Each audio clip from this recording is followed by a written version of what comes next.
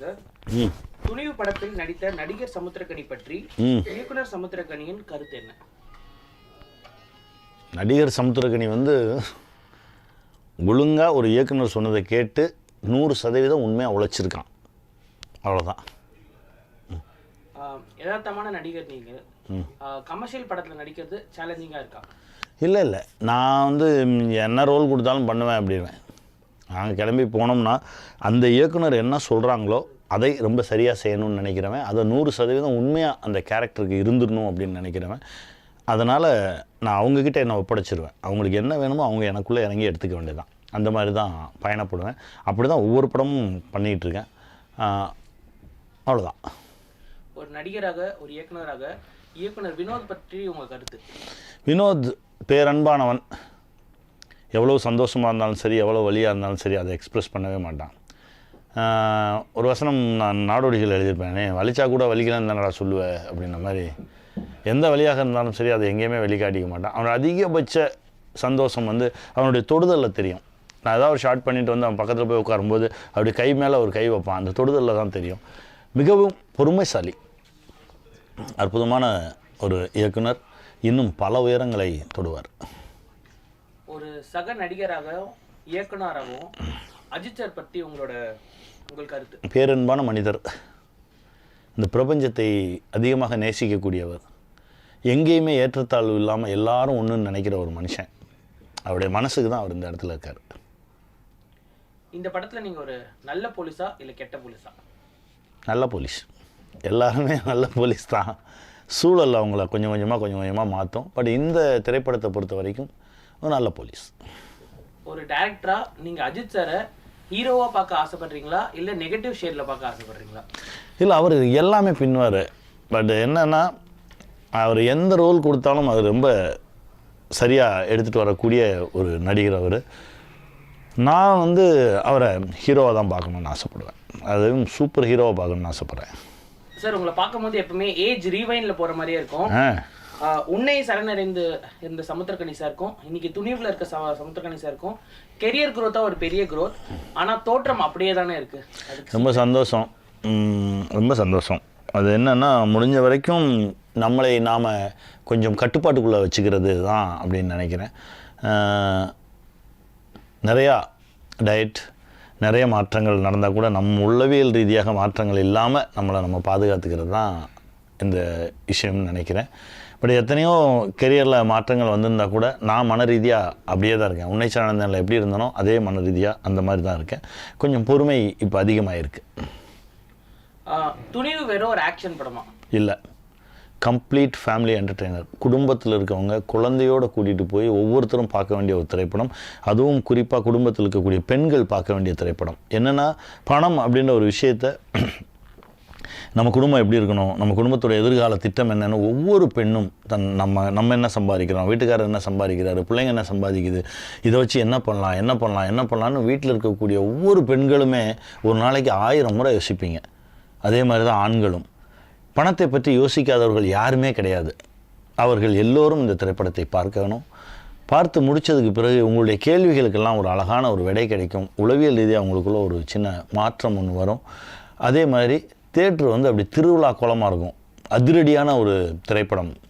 இதில் அழகான emotional content இருக்குது, நல்ல சென்டிமெண்ட்ஸ் இருக்குது, நல்ல சாங் இருக்குது. எல்லாமே கலந்த ஒரு கம்ப்ளீட் ஃபேமிலி என்டர்டெய்னர் தான் துணிவு. நாங்கள் ட்ரெய்லர் பார்த்த வரைக்கும் அஜித் சார் ஒரு நெகட்டிவ் ஷேடு மாதிரி தெரியுது. அண்ட் நீங்கள் ஒரு போலீஸ். உங்கள் 2 பேருக்கும் ஆக்ஷன் சீக்வன்ஸ் இருக்கா சார்? இல்லை, எங்கள் 2 பேருக்கு ஆக்ஷன் சீக்வன்ஸ் இல்லை. பேரன்பு தான் இருக்குது எங்கள் 2 பேருக்கு இடையில. கடைசி கேள்வி சார், படத்தில் அஜித் சாரோட பேர் என்ன? அதை நானும் தேடிட்டே இருக்கேன். ஏன்னா நடித்த வரைக்கும் நான் அவர் பேரை சொல்லி கூப்பிடல. அதனால் உங்களோடு சேர்ந்து நானும் முழு படமும் பார்த்து அந்த பேரை கண்டுபிடிச்சலாம், அவரோட பேரை அப்படின்ற ஒரு ஆவலோடு தான் காத்துட்ருக்கேன். உங்களோட சேர்ந்து நானும் தேடுறேன். Thank you sir. வாழ்த்துக்கள். வெல்வோம். Hi, I'm Boni Kapoor. Zee Studios and me have produced this film Thunivu, releasing on the 11th in Tamil Nadu and across different states and in overseas too. I hope you all go to the theatres to watch the film, enjoy the film as we've enjoyed making the film. how can I say, I can't distinguish between my films. See, it's like asking a father which son is your favorite or which child is your favorite. I enjoy the journey of filmmaking, whether it's Thunivu or Valimai or Nirkonda Parvai or Ninji Ki Nidhi, Vitla Vishesham, Maidan, Mili, Mr. India, whatever, I mean, No Entry. All the films have been a very enjoyable trip, and only when you enjoy the process of your work, it reflects in your work. Sometimes you're successful, sometimes you're not successful. And I hope this time we are successful because the team has worked very hard. Ajith has given his best, Vinoth has given his best, Gibran has given his best, the other supporting actor Manju Warrior has looked very glamorous and done her best. Then the other actors too have given their best. So let's hope everybody's good work is applauded and everybody reacts very positively. Well, it just shows the kind of faith and confidence Ajith and Vinoth had in me and I had in them. And it's been a good journey, and I hope there are more films to follow sometimes in future. Well, it will, because you see, good product needs to be shown across the globe, across the world, across the country first, then the globe. In fact, my film No Entry was a remake of a Tamil film, Charlie Chaplin. And I remember there were inquiries from other countries also to acquire the rights from me. So it's something which there should not be any taboos. There's nothing wrong in remaking. Even, Hollywood also remakes films. In fact, 10 Commandments was made a couple of times by the same director. Banner was, there are so many instances. So many films which have been made earlier than remade. And sometimes a Japanese, like Seven Samurai was made into Magnificent Seven. So there are so many French films have been made into English. So many Spanish films have been made into. Korean films today are very popular. They are made into several languages. So there's nothing wrong in remakes. Of course, the remake trend has slowed down a little because of the OTT. Because on OTT you get the various languages which the audience are able to consume. For instance, a Spanish film is dubbed in Hindi too, a Spanish film is dubbed in English too. So the audience across countries, they can consume it, they enjoy it, and they understand. There are so many television shows. Like there is one television show from Turkey, Etragul, which has about 560 episodes, and I've seen all the 560 episodes, and that has been dubbed in several languages. It's about the rise of Ottoman Empire. Very interesting, very well shot. Similarly, there are so many other, like Money Heist has been dubbed in so many languages. I mean, various shows have been dubbed. The Loudest Voice is something which I enjoyed. So, there are various shows, even Indian shows. I know I was shooting in Georgia for mom, and I could see our Hindi serials shown in the local language. So, whether it's a remake or a dub, this trend will continue. A remake perhaps will slow down a little, but it will not die off. Like Drishyam was made originally in Malayalam, it was made in Telugu, and both the versions were released on OTT platform. Yet when it released in Hindi in theatres, it's still running and doing very well. It's done a business of over 230, 240 crores. And the run continues. So that's a remake too, and it's a remake of a film which has been made originally in Malayalam, then in Telugu, now in Hindi, and I'm sure somebody will make it in Tamil too. Well, let's see. This is something which I'm undecided. It certainly will be dubbed in Hindi for the OTT platform and the satellite channels. Theatrically, I didn't want to, because I didn't want to rush into dubbing in the Hindi version. We are releasing the dub version in Telugu, but not in Hindi, theatrically. But on OTT and satellite, we'll have the dubbed version. Yes, why not? See, that way, actors will have a lot more exposure. Like Allu Arjun's film Pushpa has done well. Prabhas's film Bahubali 1, Bahubali 2 had done well. So today, they are actors who are recognized all over. And then there is Junior NTR, who's Triple R, and Ramcharan in Triple R. Similarly, Ajay Devgan doing the Triple R in the Telugu version, Alia Bhatt. And Alia Bhatt now doing a Hollywood film too, like Deepika has done, Priyanka has done. So there is a lot of interaction, lot of actors who are doing films in various languages, even across into the Western world. Some of them have, like my brother has done a couple of films, right from Danny Boyle's. Anil has done Slumdog Millionaire. Irfan Khan did a couple of English films, Jurassic World and Namesake and Life of Pi. There are so many films that Tabu has done. So it's the world basically has shrunk with the satellite television. Now it is shrunk further with OTT. So there's no harm for actors to work across different mediums, different languages. And it's happening, so it's good. Well, the plan will be revealed soon.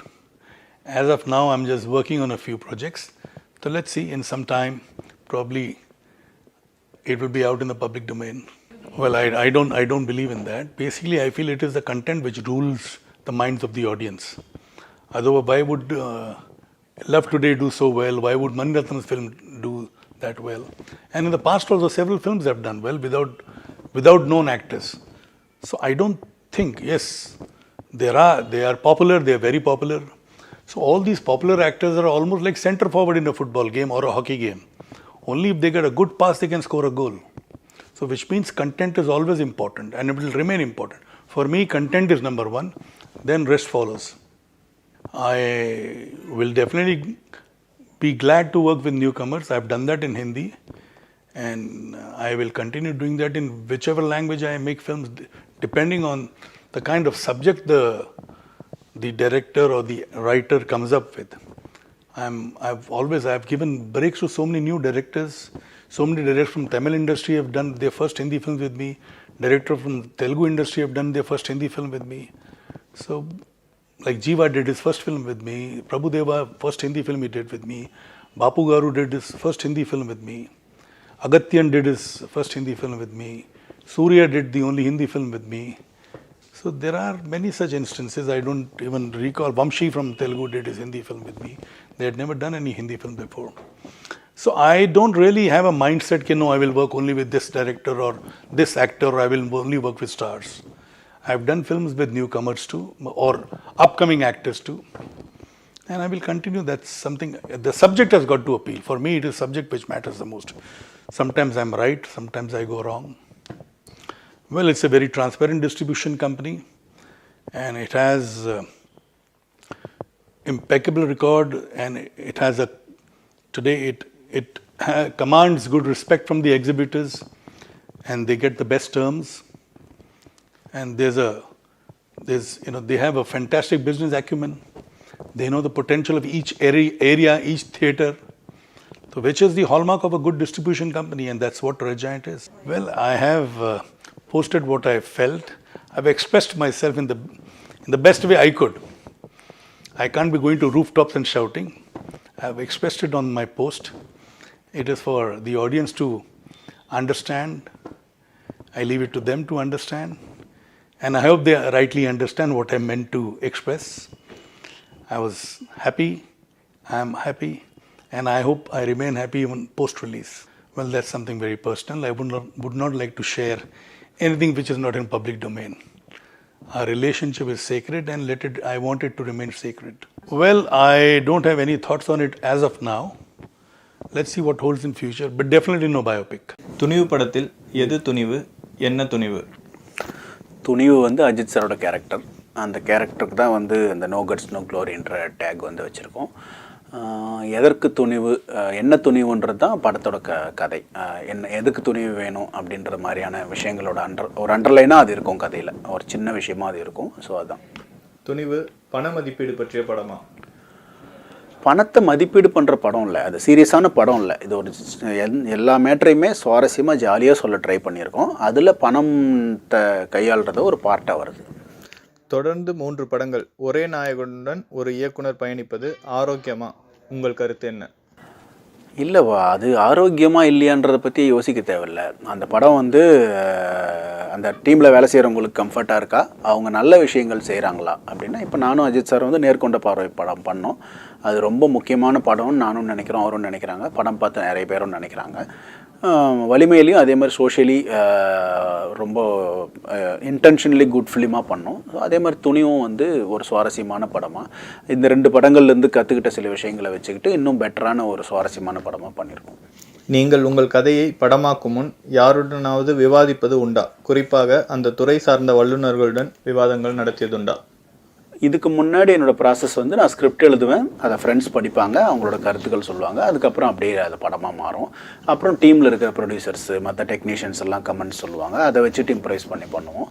இந்த படத்துக்கு மட்டும் ஸ்ரீனிவாசன் வெங்கட்னு 2 பேரோட discussion பண்ணியிருக்கேன் நான். Ajith sir ஒரு நடிகராக மட்டுமே அவர் உங்களை எப்படி அணுகுவார், படப்பிடிப்பு தலங்களில் எப்படி நடந்து கொள்வார் என்கிற கருத்து? இல்லை, அவர் பொதுவாக ஒரு ஸ்டாரு ஒரு ஆக்டர் மாதிரியே நடந்துக்க மாட்டார். அவர் ரொம்ப காமன் மேன் மாதிரி ரொம்ப எல்லாருக்கும் கம்ஃபர்ட் கொடுப்பாரு. ஸோ நம்ம படத்தில் ஸ்பாட்டுக்குள்ளே போகும்போது வந்து அவரை வந்து ரொம்ப நம்ம பக்கத்து விட்ட ஆள் மாதிரியோ அல்லது ரொம்ப யூனிட்டில் ஒன் ஆஃப் த ஆள் மாதிரியோ தான் அவர் இருப்பார். நடிகர் இயக்குனர் உங்களுடைய அந்த ரிலேஷன்ஷிப்?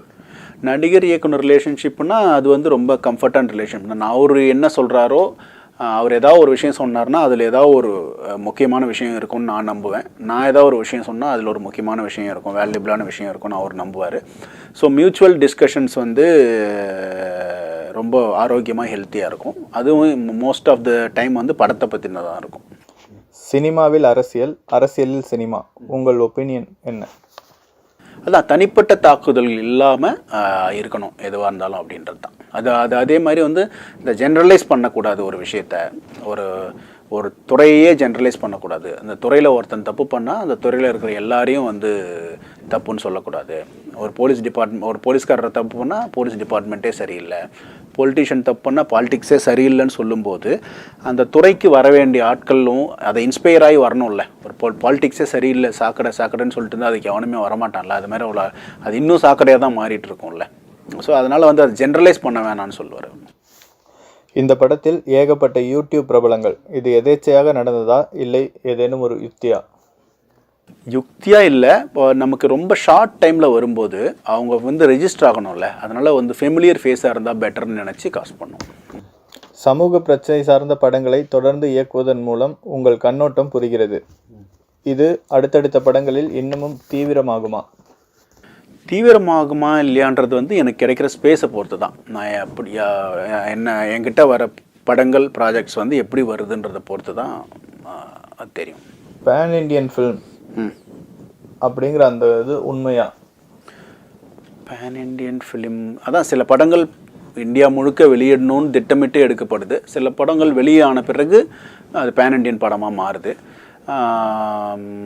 ஸோ அது வந்து ப்ராஜெக்டோட சைஸை பொறுத்து பேசுகிறாங்கன்னு நினைக்கிறேன். ப்ராஜெக்டோட சைஸும் கண்டென்ட்டும் பொறுத்து இது எல்லா ஊர்லேயும் ரிலீஸ் ஆகும், எல்லா ஊர்லேயும் ரிலீஸ் ஆனால் ஓடும்னு நம்பி பண்ணுறாங்கன்னு நினைக்கிறேன். பட் பேன் இண்டியாவில் ரிலீஸ் பண்ணோன்னே ஒரு கண்டென்ட் ரைஸ் பண்ண தேவையில்லைன்னு நினைக்கிறேன். அந்த கண்டென்ட்டுக்கு அந்த வேல்யூ இருந்தால் அதை பேன் இண்டியன் படமாக மாற்றலாம். உங்கள் படத்தினுடைய ஹீரோக்கள் எல்லோருமே பிளாக் இல்லைன்னா ஒயிட், கான்மேன் இல்லைன்னா காப்ஸ் இந்த மாதிரி இருக்காங்க. கிரேல படம் பண்ணுற நோக்கம் அந்த ஐடியா இல்லையா? அந்த ஐடியா இருக்குது. பட் அது வந்து ரொம்ப எட்ஜி ரைட்டிங், ரொம்ப வந்து கவனமாக எழுத வேண்டிய ஏரியா அது. நான் இன்னும் அந்த மாதிரியான ஒரு ஸ்பேஸ் இன்னும் கிடைக்கல. ஃப்யூச்சரில் ட்ரை பண்ணலான் இருக்கேன் நான். எதிர்காலத்தில் ஃபேண்டசி படம், காமெடி படம் பண்ணுறது ஐடியா ஏதாவது இருக்கா? இல்லை, அந்த ஏரியாவில் எனக்கு சுத்தமாக கிளாரிட்டி இல்லை. ஒரே ரிலீஸ் டேட் போட்டி, அது பற்றி அதான் இதை பெருசாக இதை போட்டியாக பார்க்காம இது வந்து ஒரு ஆரோக்கியமான ஒரு விஷயமாக அதை மாற்றுறது வந்து ஃபேன்ஸ் கிட்ட தான் இருக்குது. ஸோ 2 படம் ரிலீஸ் ஆகுது. பொங்கலுக்கு நிறைய நாள் லீவ் இருக்குது. 2 படமுமே பார்க்க முடியும்னு நினைக்கிறேன் நான். யாராருக்கெல்லாம் பணம் இருக்கோ அவங்கள 2 படம் பார்க்கலாம். கம்மியாக இருக்கிறவங்க செலக்ட் பண்ணி ஒரு படம் பார்க்கலான்னு நினைக்கிறேன். ஓகே, அஜித் சாருடைய பேர் இந்த படத்தில் என்ன? பேர் வந்து படத்தில் வந்து படம் பார்த்து தெரிஞ்சுக்கிறது பெட்டர். ஓகே, அஜித் சார் வந்து ஒரு நல்ல நடிகர் அப்படின்னு எல்லாருக்குமே தெரியும். அவரோட வேறு பரிமாணங்கள் பற்றி உங்களுக்கு ஏதாவது தெரியுமா? இதை நான் ஏற்கனவே சொல்லியிருக்கேன். பட் அவர் இந்த ரேஸ் ஓட்டுவார், மற்ற நிறைய விஷயங்கள் தெரிஞ்சிருக்கும். நிறைய பேருக்கு தெரியாதது வந்து அவர் ஒரு பெரிய ஃபினான்ஸை வந்து அவர் ரொம்ப அழகாக மேனேஜ் பண்ணுற, அவரே அவருடைய அக்கௌண்ட்ஸை பார்த்துக்கிற ஒரு ஒரு பிரமாதமான அக்கௌண்டண்ட்டு. அவர் நிறைய பேருக்கு அட்வைஸ் பண்ணுறது என்னென்னா, அந்த ஃபினான்ஸை கரெக்டாக வந்து ஹேண்டில் பண்ணுங்கள். நீங்கள் ஒரு டேக்ஸ் பேயராக இருந்தீங்கன்னா உங்களுக்கு வர பணம், நீங்கள் ஒரு பணம் சம்பாதிக்கிறீங்கன்னா அதை வந்து அந்த டேக்ஸை தனியாக எடுத்து ஒரு அக்கௌண்ட்டில் போட்டுருங்க. அது உங்களுக்கு இல்லை அப்படின்னு நினச்சி போட்டுருங்க. அப்போ தான் நீங்கள் டேக்ஸ் கட்டும்போது உங்களுக்கு எந்த விதமான வருத்தமும் இருக்காது. அதை ஏமாற்றலாமா, ஏதாவது தப்பு கணக்கு காட்டலாமான்ற எந்த யோசனையும் உங்களுக்கு வராது. அப்புறம் அந்த மீதி இருக்கிற பணத்தில் ஒரு 10% எடுத்து சேரிட்டிக்குன்னு வச்சுருங்க. கண்டிப்பாக உங்கள்கிட்ட பணம் இருக்கும்போது, நீங்கள் வசதியாக இருக்கும்போது ஒரு 4 பேருக்கு ஹெல்ப் பண்ணலாம், ஹெல்ப்பும் கேட்டு வருவாங்க. ஸோ அவங்களுக்கு பண்ணுறதுக்கு ரைட் பர்சன்ஸ்க்கு ஹெல்ப் பண்ணுறதுக்கு அந்த பணத்தை எடுத்து வைங்க. மீதி பணம் தான் உங்களுது. அதை வச்சு தான் நீங்கள் உங்களுடைய இன்வெஸ்ட்மெண்ட்ஸு, உங்களுடைய டே டு டே எக்ஸ்பென்சஸ்ஸு, மற்றது எல்லாத்தையும் பிளான் பண்ணணும். அப்படி பண்ணிங்கன்னா உங்களுக்கு எந்த குழப்பமும் இருக்காது. நம்ம ரொம்ப லாங் ஸ்டெப் வச்சு மாட்டிக்கவும் மாட்டோம், அதை ஹேண்டில் பண்ண தெரியாமல் முழிக்கவும் மாட்டோம் அப்படின்னு எல்லாருக்குமே அதை அட்வைஸ் பண்ணுவார். ஏற்கனவே இப்போ 3 படங்கள் அவரோட பண்ணிட்டீங்க. எதிர்காலத்தில் அவரோட மீண்டும் இணையறதுக்கு வாய்ப்பு இருக்கா? அதை பற்றி ஏதாவது டிஸ்கஸ் பண்ணியிருக்கீங்களா?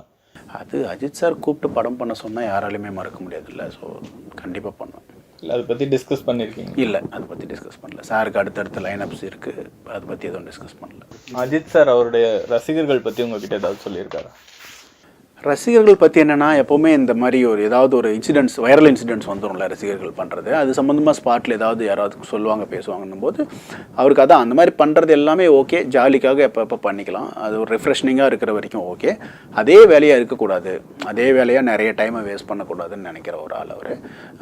படம் ரிலீஸ் ஆகும்போது அந்த படத்தை போய் பார்க்குறது, கொண்டாடுறது, உங்களுக்கு அதுலேருந்து உங்களை இன்ஸ்பயர் பண்ண ஒரு ஹீரோ, உங்களை வந்து ரொம்ப கனெக்டான ஒரு ஹீரோ படத்தை வந்து நீங்கள் கொண்டாடுறதுல ஒன்றும் தப்பு இல்லை. அதன் வழியாக உங்களுக்கு ஒரு சந்தோஷம் கிடைக்குது, மற்ற விஷயங்கள் வேறு ஏதோ கிடைக்குது அப்படின்னாலும் ஓகே.